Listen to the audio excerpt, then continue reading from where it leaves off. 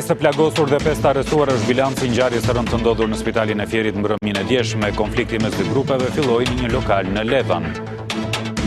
Nesër nis parlamenti, opozita përgatitet për betejën e vjeshtës, zbulohet porosia e Bashës për struktura, trama ka bler median dhe ish funksionar të Partisë Demokratike.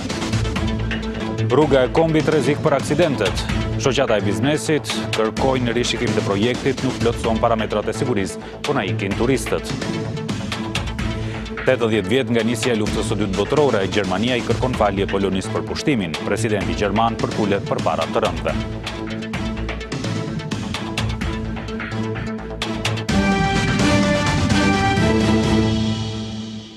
Përshëndetje gjithëve, ky është edicioni orës 16 në radio televizionin Ora. Unë jam Leftion Peristeri. 5 persona janë plagosur pas një sheri të nisur fillimisht në Levan të Fierit mes dy familjeve, Braçe e Zhapaj, që më pas përfundoi me të shtëna me armëzjarri në spitalin rajonal. Një person i familjes Braçe i ka marrë armën policit të patrullës në urgjencën e spitalit dhe ka qelluar baban e vëllezërve Zhapaj. 5 persona u arrestuan, ndërsa ngjarja ka çuar në Fiere dhe zvendos drejtorin e përgjithshëm të policisë së shtetit, Tonin Vocaj. Një sherr i nisur për motive banale në Levan të Fierit mes dy familjeve ka degeneruar në përplasje dhe në korridoret e spitalit rajonal të Fierit. Fillimisht konflikti ka nisur mes familjeve Braçe dhe Zhapaj. Për pasojë janë dëmtuar me sende të forta dy vëllezërit Aldi dhe Gentian Zhapaj. Nga kjo ngjarje janë plagosur me mjete prerse Klajdi Lama, i cili ka kryer dhe ndërhyrje kirurgjikale, si dhe Erlind Muçaj. Të katërt të plagosurit u dërguan në spitalin rajonal të Fierit për të marrë ndihmë mjekësore, por dhe aty situata degeneroi sërish. Sipas policisë, në urgjencën e spitalit, një prej shoqëruesve të dëmtuarve i ka marrë armën e zjarrit nga brezi punonjësi të policisë, i cili po ndihmonte për të futur në urgjencë të plagosurit. Pasi ka marrë armën, ai ka plagosur një prej familjarëve të palës tjetër, shtetasin Aleksandër Zhapaj, baba i dy vëllezërve Zhapaj, të plagosur në Levan më herët. Pasojat e ngjarjes janë të dukshme edhe në muret e urgjencës. Pas asaj që ndodhi në korridoret e spitalit, forca të shumta policie bllokuan dhe hyrjen e familjarëve të plagosurve. Menjëherë në spitalin e Fierit ka mbërritur edhe zëvendës drejtori i përgjithshëm i policisë së shtetit, Tonin Vocaj. Për këtë ngjarje u vënë pranga 5 persona, Daniel Braçe, 21 vjeç dhe Gazment Braçe, 22 vjeç, të dy banues në Levan, të cilët akuzohen për veprat penale vrasje me dashje e mbetur në tentativë dhe goditje për shkak të detyrës të punojësit të rendit publik. Shtetasi Daniel Braçe dyshohet se është autori i plagosjes me armëzjarri, i cili është kapur dhe arrestuar në orët e para të mëngjesit të së dielës. Po ashtu arrestuan për vrasje me dashje mbetur në tentativë dhe mbajtje pa leje armëve të ftohta edhe babe bir, Aleksandër dhe Aldi Zhapaj, banues në Ferra, si dhe një tjetër shtetas me inicialet EK, 32 vjeç, banues në Vlorë. Në cilësinë e provës materiale u bë sekuestrimi një armë gjahu, 2 mjeteve prerse dhe 3 automjeteve. Sa i përket gjendjes së të plagosurve në spitalin e Fierit, mjekët thonë se janë jashtë rrezikut për jetën. Kemi 5 persona, 2 janë në reanimacion dhe të 3 persona tjerë janë në pavion. Jashtë rrezikut, nuk ka asnjëri që rrezikon jetën në mënyrë imediate. Njëri nga pacientët është intervenuar, ka bërë operacion, kishte një plagë në bark, por që u ndroi për një herë nga mjekët kirurgë, u dominua si rast, ka marrë dhe një plagë në gjak. Pacienti tjetër kishte po një plagë shpuse që nuk ishte detyrueshme të interveni sepse kishte lateralisht pa prekur organet brenda peritoneale. Për hetimin e kësaj ngjarje, me urdhër të drejtorit të përgjithshëm të policisë së shtetit, në vend ngjarje kanë shkuar edhe specialistë të drejtorisë së standardeve profesionale në polici, për të verifikuar veprimet e punonjësve që ishin në momentet e para në urgjencën e spitalit.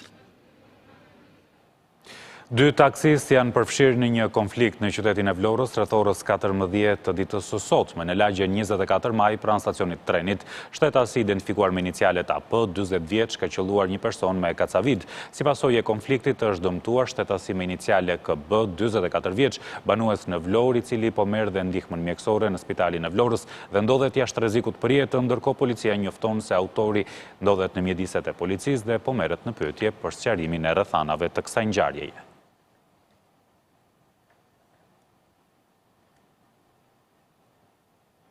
Është arrestuar nga policia ish drejtori i Agjencisë Shërbimit të Mirëmbajtjes në bashkinë e Gjirokastrës, Armand Mamani.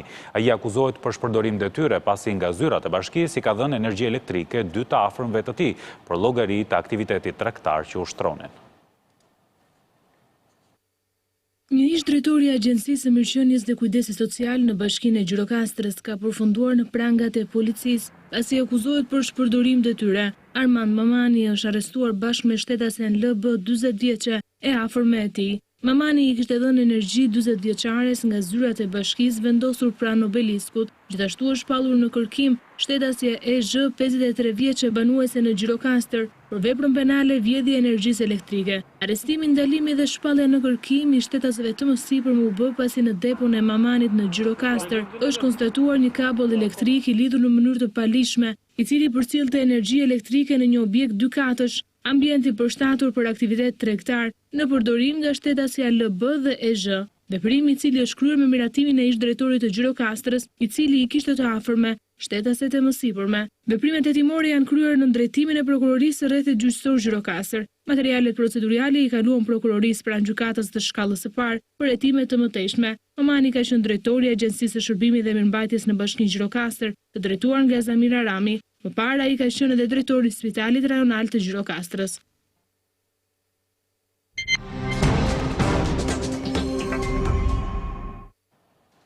Të hënën orën 18 parlamenti nis sesionin e ri. Ligjvënësit socialist dhe deputetët që morën mandatet e opozitës do ta fillojnë punën me 8 dekretet e presidentit, i cili në muajt korrik dhe gusht riktheu për rishërtim një seri ligjesh.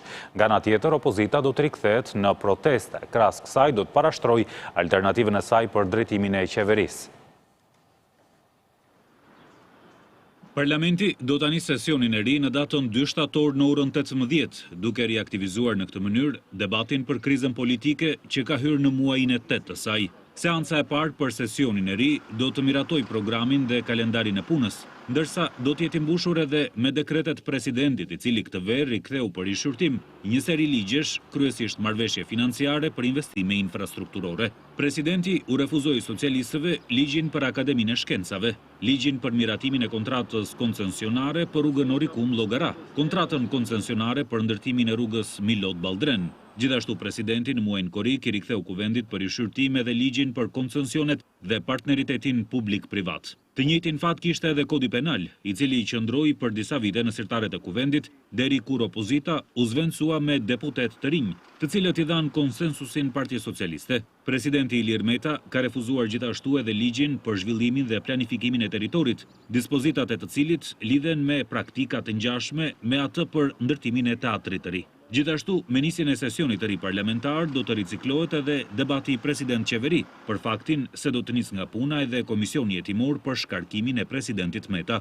Ndërsa opozita, e cila në muajt e verës i la protestat, duke u fokusuar në denuncime të rasteve korruptive, të pretenduara apo të zyrtarëve socialist të lidhur me krimin, ka intensifikuar takimet. Në Selim Blu, takimet e kryetarit Basha janë shtuar ndjeshëm jo vetëm me aleatët apo bashkëpunëtorët e tij, por edhe me faktorin ndërkombëtar. Protestat do të jenë sërish arma e fortë që pritet përdor opozita për largimin e qeverisë, ndërsa paralelisht do të parashtrohet edhe oferta e opozitës për nesër në qeveri. Partia Demokratike dhe aleatët e saj ende nuk kanë përcaktuar një agjendë të qartë, ndërsa mbetet e paqartë ajo çfarë do të ndodhë me Shkodrën, por edhe me 13 tetorin si datë të dekretuar nga presidenti për zgjedhje vendore. Lidershipi i Partisë Demokratike u ka dërguar antarëve të Këshillit Kombëtar, kryesisë dhe ish deputetëve një dokument të plot ku jepen porosi në lidhje me strategjinë e komunikimit. Televizioni Ora disponon shkresën ku flitet për sondazhet ku Partia Demokratike rezulton në rritje dhe qeveria në rënje. Letera përmend emra gazetarësh dhe mediash që sipas Partisë Demokratike përdoren nga kryeministri Rama. Po ashtu Partia Demokratike u bën me dije strukturave të saj se ish funksionar të kësaj force politike po përdoren nga qeveria. Televizioni Ora ka zbardhur një dokument që Partia Demokratike i dërgon strukturave kryesore si ish grupit parlamentar, Këshillit Kombëtar, kryesisë dhe të gjithë organeve të tjera në çdo nivel, ku i sqaron për atë që e quan propagandë të qeverisë dhe i udhëzon për mënyrën se si ata duhet të reagojnë. Dokumenti është shpërndar në datë 23 gusht, ndërsa në të thuhet se nga data 20 shkurt, kur Partia Demokratike ka djegur mandatet, investimi më i madh i qeverisë është propaganda dhe tentativa për të përçarë opozitën. Për këtë qëllim, në dokument, Partia Demokratike thotë se kryeministri Edi Rama ka bler mediat kryesore në vend duke përdorur paratë e korrupsionit dhe krimit.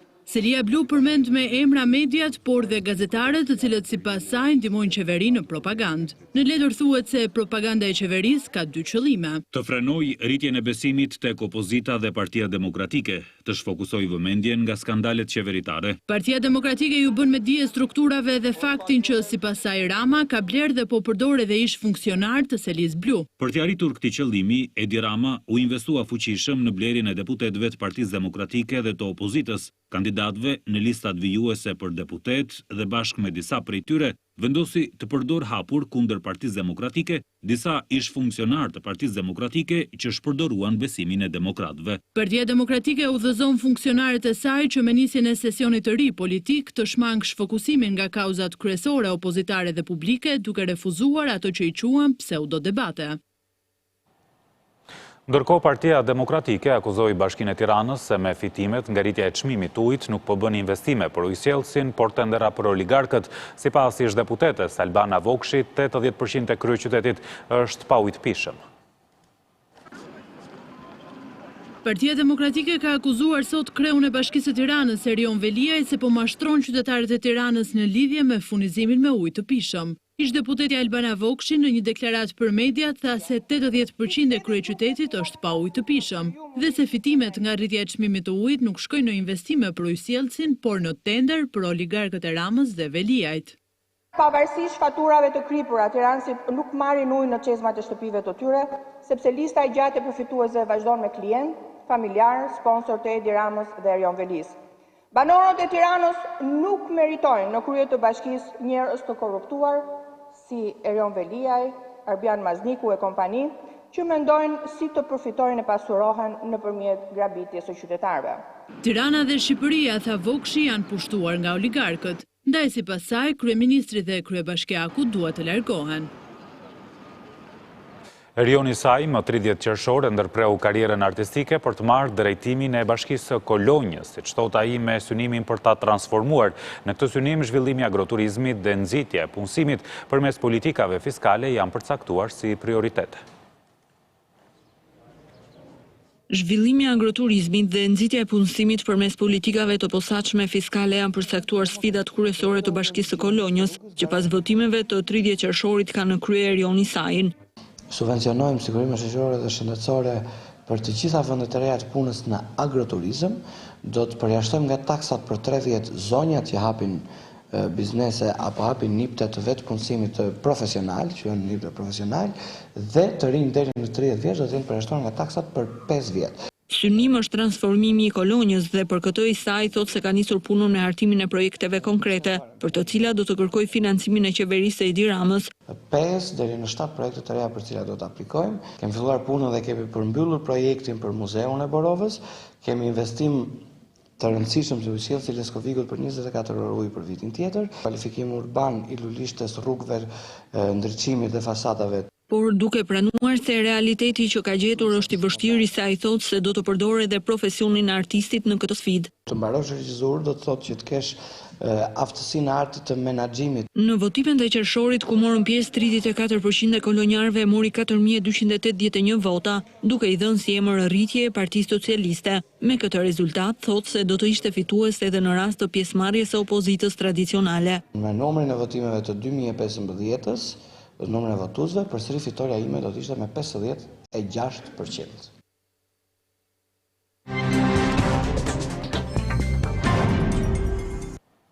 Shoqatat e biznesit ngren shqetësimin se rruga e kombit nuk i plotëson të gjitha parametrat e sigurisë. Sipas tyre, një prej nyjeve integruese në krahun verior të segmentit Kukës Morin krijon premisa për aksidente. Kjo është nyja integruese në krahun verior të segmentit Kukës Morin, që lidh qytetin e Kukësit me rrugën e kombit, por sipas shoqatave të biznesit, ajo nuk plotëson parametrat e sigurisë. Sokol Kolgjini thotë se kjo nyjë krijon premisa për aksidente automobilistike. Në mënyrën se si është konceptuar dhe ndërtuar, krijon problematika për drejtuesit e mjeteve sepse i çon në përplasje ballore, që është pika më e rrezikshme e mundshme. Domethënë, shkakton aksidente që të sigurt që do të jenë pasoja. Nuk uroj që të jetë, po besojmë që e tillë. Dhe prapë problemi i parë, parësor është rrezikshmëria që paraqet si nyje. Pra zgjidhja që është teknike që ne nuk na duket normale dhe ne kërkojmë që të rishikohet ajo. Sipas Kolgjinit, kjo rrugë është edhe një arsye për të sjellë sa më pak vizitor. Kjo minimizon ndjeshëm arsyet pse vizitor do të vinë Kuks. Kur kemi parasysh se kemi një nyje problematike, kush do ka tendencën që me shmangat nyje. Edhe shmangja do të thotë që një vizitor që ka planifikuar me vizitu Kuksin do ta anashkalojë këtë dhe s'do ta vizitojë. Sokol Kolgjini thotë se shoqata i ka dërguar tani më një letër autoritetit rrugor, kompanisë koncesionare dhe bashkisë Kukës për rishikimin e kësaj nyje problematike.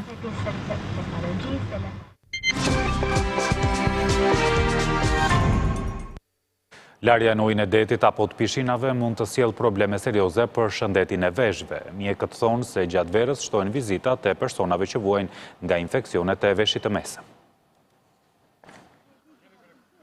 Personat që vuajnë nga infeksionet e veshit të mesëm janë më të favorizuar për të pësuar dëmtime nga larja në det apo pishina. Ndaj vizitat më të shpeshta gjatë verës te mjeku otolaringolog janë të atyre që vinë me daullën e qarë. Mikrobet që përmban uji deti ose uji pishinës hyn brenda në veshin e mesëm nga kjo daullë e qarë dhe në këto raste pacienti i riakutizohet infeksioni kronik që kishte. Pra fillon një rrjedhje qelbi nga veshi. Këto duhet të kenë shumë kujdes. Por edhe veshi i notarit mbetet ndër infeksionet më të shpeshta që hasen gjatë kësaj periudhe. Është infeksion i kanalit jashtëm të veshit dhe është shumë i dhimbshëm, shoqërohet me dhimbje të veshit, është shumë i dhimbshëm.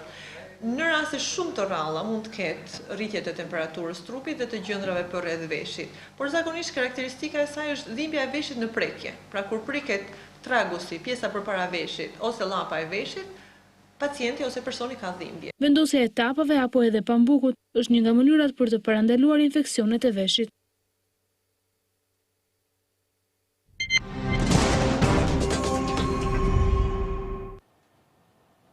Presidenti Gjerman Frank-Walter Steinmeier u përkull përpara viktimave të sulmit në Vilun dhe i kërkoi falje Polonisë për pushtimin që shënoi dhe fillimin e luftës së dytë botërore. Rreth 6 milion polak, përfshirë 3 milion polak hebrenj humbën jetën gjatë konfliktit. Kreu polak nga ana tjetër, Andrzej Duda, tha se vendi i tij nuk do ta harrojë kurrë luftën e dytë botërore.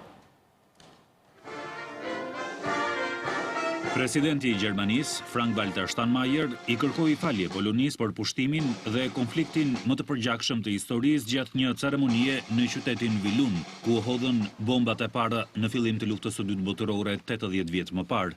Ich stehe vor Ihnen, den Überlebenden. Përkullem përpara viktimave të sulmit në Vilun, përkullem përpara viktimave polake të tiranisë gjermane dhe kërkoj nga ju falje, tha Steinmeier të dielën, duke ju adresuar të pranishmëve në gjermanisht dhe polonisht. Steinmeier foli për krah homologut të tij polak, Andrzej Duda, i cili denoncoi sulmin e Gjermanisë naziste kundër Polonisë, sulm të cilin e cilësoi një akt barbar. Jak widać, świat musiał. Ne nuk mund të harrojmë luftën e dytë botërore, pavarësisht se dëshmitarët e asaj ngjarje nuk janë më. Kështu do të sigurohemi që ajo që ndodhi në Vilun dhe më vonë edhe në shumë vende të tjera të Polonisë dhe jashtë saj të mos përsëritet kurrë, tha Duda. Rreth 6 milion polak, përfshirë 3 milion polak hebrenj, humbën jetën gjatë konfliktit që u mori jetën mbi 50 milion vetëve. Së bashku me kreun gjerman Steinmeier dhe krerë të tjerë shtetëror për të shënuar 80 vjetorin e fillimit e luftës së dytë botërore, ishte edhe nën presidenti amerikan Mike Pence. Presidenti i Shteteve të Bashkuara Donald Trump e anuloi pjesëmarrjen e tij në këtë ceremoni për shkak të uraganit fuqishëm Dorian që pritet t'i afrohet Floridës. Pushtimi i Polonisë nga Gjermania naziste më 1 shtator 1939 shënoi fillimin e luftës së dytë botërore.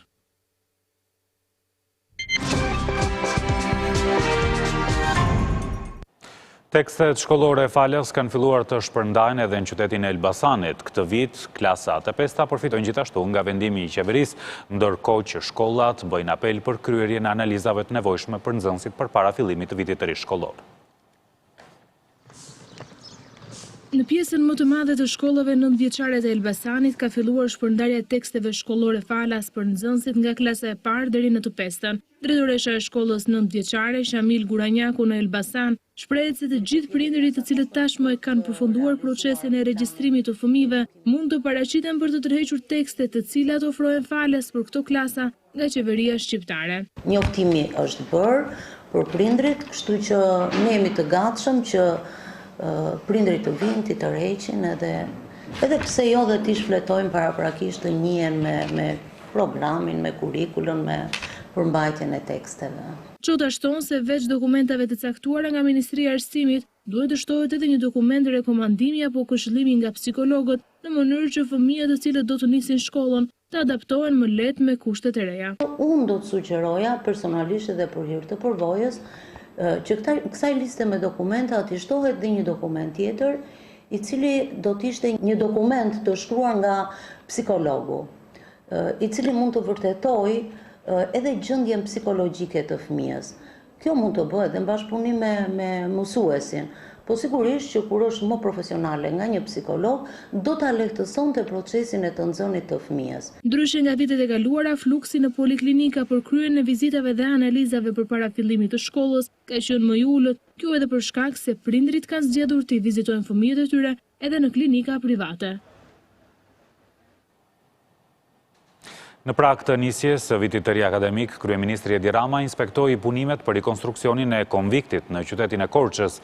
Ai premtoi se investime do të ketë edhe në konvikte të tjera. Në prag të nisjes së vitit të ri akademik, kryeministri Edi Rama ka monitoruar nga afër rikonstruksionin e godinës së studentëve në Korçë. Rama tha se godina do të pësojë rinovim të gjitha ambienteve të brendshme, ndërsa premtoi se kjo ndërtesë nuk do të jetë e vetmja. Mbasi ndërtojmë kjo, do fillojmë atë. Kjo është ideja. Ideja është, në fazën e parë mbyllim të 3 godinat në 3 qytetet. Praktikisht sot filluam në Korçë, në vazhdimsi do kemi Vlorën dhe Shkodër. Drejtori i Fondit Shqiptar të Zhvillimit Dritana Golli shpreu bindjen se pas përfundimit të këtij projekti, numri i studentëve do të vijë në rritje. Janë rreth 76 dhoma që do rikonstruktohen me dy studentë për dhomë, rasti standard, që është standardi më i lartë që mund të jetë. Deputeti i zonës Niko Peleshi tha se përmes investimit edhe qyteza do të rivitalizohet. Universiteti ka rreth 4.000-5.000 studentë, që është universitet i madh. Shumë janë akomoduar jashtë konvikte, për shkak se kushtet s'kanë qenë shumë mira, po siç e shpjegoi drejtori, me këtë investim jam i bindur që edhe do vitalizohet kjo qytet. Më herët kryeministri Edi Rama monitoroi dhe konviktin që po rikonstruktohet në Tiranë për të pritur student nga i gjithë vendi. Ekselent të 4 gjimnazeve publike të Tiranës do të përfaqësojnë Shqipërinë në Olimpiadën e 4 të metropoleve që mbahet javën e ardhshme në Moskë. Përpara nisjes ata u pritën nga kreu i bashkisë Erion Velia, i cili garantoi mbështetjen e bashkisë për më të mirët. Nxënës e ekselencës nga 4 gjimnaze publike të Tiranës do të përfaqësojnë flamurin shqiptar në Olimpiadën e 4 të metropoleve, që mbahet javën tjetër në Moskë. Ata do të garojnë me bashkëmoshatarët e tyre nga kryeqytetet e një sër vendesh europiane në fushat të shkencave eksakte si informatika, matematika, fizika dhe kimia. Para nisjes për në Moskë, ata u pritën nga kryetari i Bashkisë së Tiranës Erion Veliaj. Teksa shumica e shokëve të tyre, shoqeve të tyre kanë qenë plazh, ata në fakt jo vetëm që nuk janë nxirr, po kanë qenë duke studiuar dhe kanë qenë duke përgatitur që me shpresë kthen nga një eksperiencë fantastike, nëse me medalje apo jo, koha e tregon, por rëndësika që do jetë një eksperiencë e shkëlqyer për treguar që çunat e gocat e Tiranës mund ta përfaqësojnë denjësisht. Kryebashkiaku theksoi se Bashkia e Tiranës do të vijojë mbështetjen ndaj më të mirëve. Për djem dhe vajza të tillë që kanë dalë me 10, Bashkia e Tiranës do të ketë gjithmonë një mundësi për të financuar, siç po bëjmë këtë rast që të financojmë pjesën e udhëtimit. Dhe pastaj, siç kemi bërë me shkollat ndërmjetësore që ne japim edhe një bursë për studentët edhe nxënësit e ekselencës. Nxënësit që do të marrin pjesë në Olimpiadë garantuan një përfaqësim serioz të Tiranës dhe flamurit shqiptar në këtë organizim ndërkombëtar të më të mirëve. Olimpiada zhvillohet në 2 ditë, në 3 dhe 4 shtator dhe konkurrimi do të jetë i ndarë në fusha të ndryshme.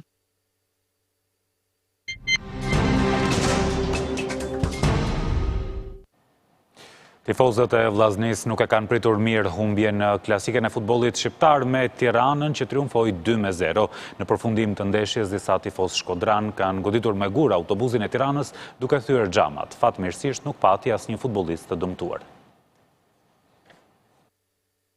Tirana triumfon në klasiken e futbollit shqiptar duke mundur në stadiumin Loro Boriçi 2-0 Vllazninë në një ndeshje të tensionuar. Bardhëblut kryesojnë kampionatin së bashku me Teutën me 7 pikë të grumbulluara pas 3 ndeshjeve të para. Fundi i takimit në Shkodër ishte i mbushur me tension. Krisi Vangeli u godit në kokë nga një shishe plastike nga tifozët vendas, ndërsa arbitri Enea Jorgi ndërpreu ndeshjen 5 minuta përpara fundit, i detyruar nga shishet e shumta të hedhura në fushë nga tifozët e Vllaznisë. Në këtë moment, një tifoz i Shkodranëve u fut në fushë për të goditur kapitenin Gilman Lika. Pas konsultimit me delegatin e ndeshjes dhe trupën e gjyqtarëve, Nea Jorgji vendosi që 5 minutat e fundit të zhvilloheshin. Si rezultat edhe i qetësimit të tifozëve vendas. Por irritimi i tifozëve shkodran vazhdoi edhe pas përfundimit të ndeshjes. Ata goditën me gur autobusin e Tiranës, ndërsa skuadra po largohej nga stadiumi. Nga goditjet e forta janë shkaktuar dëme në xham ku janë thyer edhe disa prej tyre. Por fatmirësisht nuk ka patur asnjë futbollist të dëmtuar apo pjesëtar të stafit teknik të Tiranës.